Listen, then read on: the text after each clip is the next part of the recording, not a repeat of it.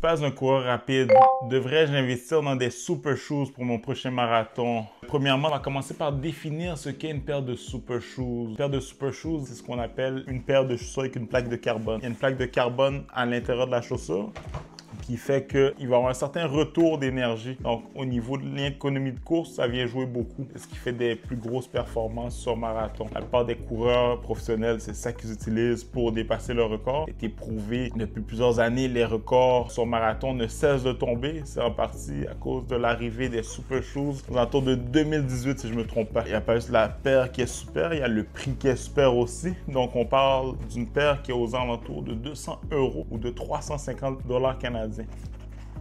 Maintenant qu'on a défini ce qu'est une super shoes, on va définir ce qu'est un coureur lent. C'est quoi un coureur lent? Le record du monde sur marathon, on parle de 2 heures et quelques secondes. Techniquement, tout ce qui est au-dessus de ce temps-là, c'est un coureur lent. On court selon nos capacités à chacun, selon notre historique à chacun, selon notre vécu à chacun. On ne part pas du même endroit. On n'a pas tous le même physique. Un coureur comme moi de 200 livres et plus ne courra pas un marathon à la même vitesse qu'un coureur qui pèse 140 livres. C'est à nous-mêmes qu'on doit se comparer, c'est un sport individuel. Mon expérience avec les super shoes, personnellement, j'ai acheté ma première paire de super shoes l'année passée avant le demi-marathon de Tremblant.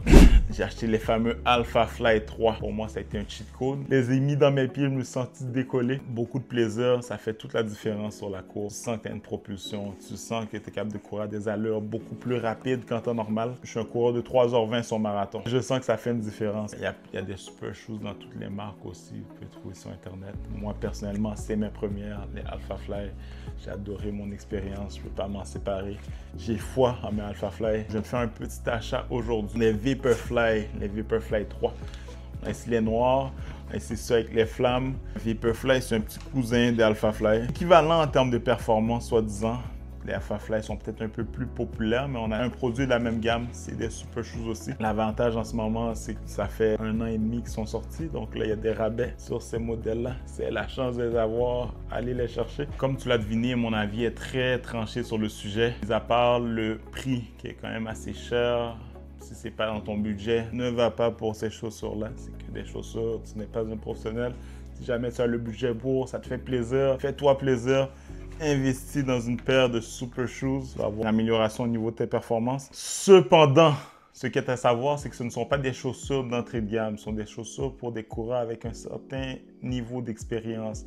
Donc, est-ce que tu cours ton marathon ou est-ce que tu jogues ton marathon? Si tu jogues ton marathon, peut-être que tu ne vas pas être capable d'aller exploiter l'effet de la plaque carbone. Personnellement, je les utilise uniquement pour les race days. Tu peux les utiliser pour certains entraînements clés.